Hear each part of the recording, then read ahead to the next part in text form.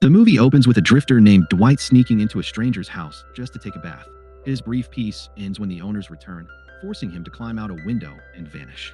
Homeless and constantly moving, Dwight ends up living in an old, abandoned car. By night, he scavenges for food in parks and spends his time reading alone.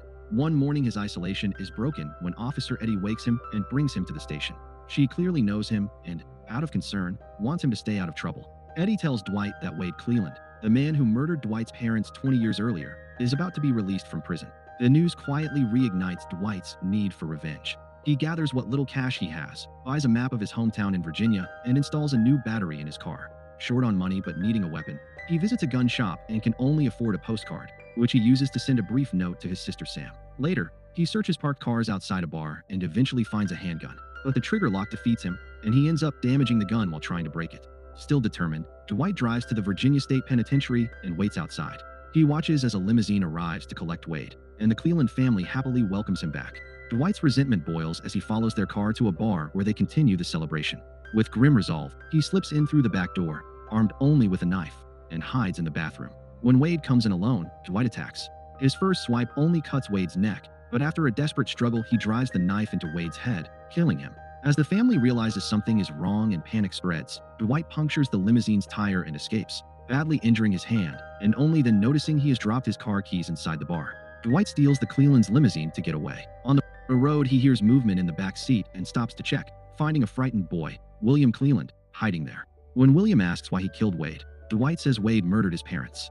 Horrified, the boy runs off, leaving Dwight rattled by the possibility he may have killed the wrong man. Abandoning the limo, Dwight breaks into a nearby empty house. Inside, he washes up, cuts his hair and beard, and bandages his injured hand. He scans the news but finds no report of Wade's death yet. Still intent on what comes next, he hitches a ride with a trucker to visit his sister, Sam. Now a single mother of two young girls, Sam is shocked to see him after so many years and takes him to a diner to talk. She admits she suspected he was hiding in Delaware but never knew where, while Dwight confesses he once saw her but was too ashamed to approach. When he reveals Wade's release and admits to killing him, Sam reacts with mixed anger and grim satisfaction. She vents about the Clelands, who still live nearby and flaunt their wealth, driving their limo past her modest house. Dwight realizes they may come for revenge and that Sam and her daughters are suddenly in danger. They hurry back to her home and find the children unharmed, but Sam's frustration boils over as she blames Dwight for dragging them into this. He urges her to leave immediately for Pittsburgh. Reluctantly, she packs up and drives off with the girls, leaving Dwight to face whatever comes. Alone, Dwight searches the house for weapons and manages to find little more than a pitchfork. As night falls, he flips through Sam's old elementary school album in her bedroom, a painful reminder of the life they lost. A car engine outside snaps him back to the present. Looking out, he sees Wade's brothers, Teddy and Carl, arriving in Dwight's stolen car.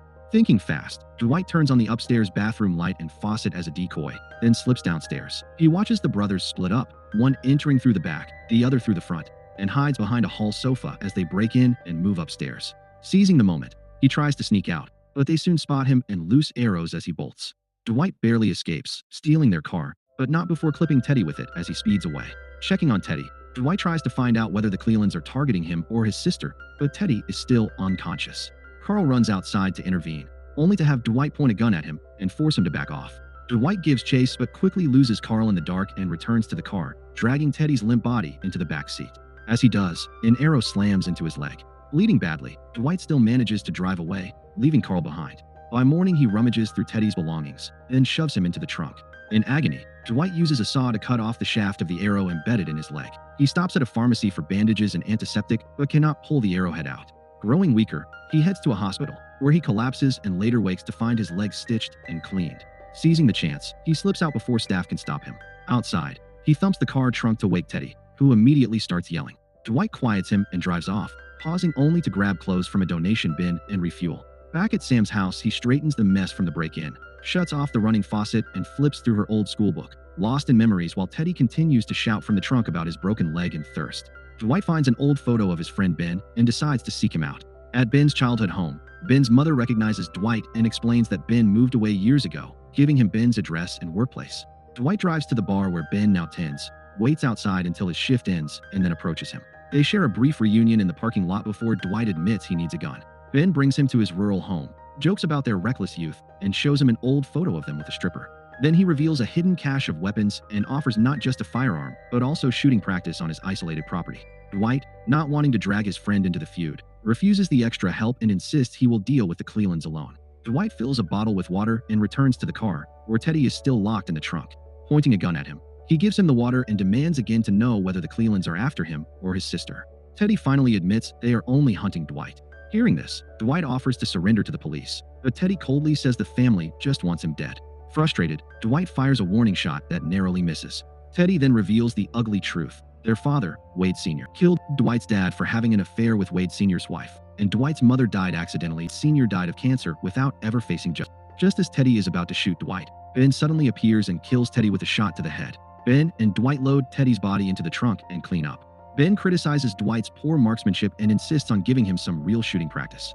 After training, Ben supplies Dwight with a reliable handgun and extra gear. Dwight asks him to destroy an old photo of them with a stripper, then secretly disables Ben's car battery so his friend cannot follow. On the road, Dwight grabs a meal at a diner while Ben reluctantly microwaves the photo back home. Dwight reaches the Cleland property and finds it empty. He searches the house, listens to their voicemail, and throws all their guns into a nearby lake. Outside, he spots Wade Sr.'s grave and, in a petty act of revenge, urinates on it.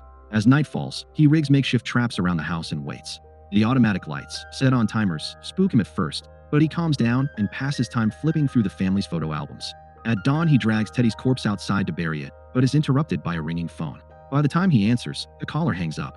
Dwight returns the call to the Cleland house and leaves a message asking to settle things peacefully and keep his sister out of it.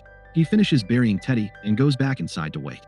That night, the Cleland family finally comes home. From his hiding place, Dwight watches them listen to his voicemail about ending the bloodshed, only to hear one of Teddy's brothers casually reveal they had already been tracking Sam in Pittsburgh, sending Dwight into a fresh rage. Dwight seizes an opening and shoots one of the Cleland men, plunging the house into chaos. He confronts the Cleland sisters, insisting he never wanted to hurt their family and only struck back because they went after his sister. Meanwhile, William slips inside with a gun and shoots Dwight, wounding but not killing him. The sisters urge William to finish Dwight, but he hesitates. Dwight manages to disarm him and is about to end it when he realizes William is his half-brother, born from his father's affair with Wade Sr.'s wife, and he cannot pull the trigger. Enraged, the sisters pull a hidden machine gun from beneath the sofa. A frantic shootout erupts, leaving everyone in the house dead, Dwight included. Horrified, William throws his weapon outside and walks away from the carnage. In the film's final moment, a mail carrier delivers to Sam's home the postcard Dwight mailed before heading into his final confrontation.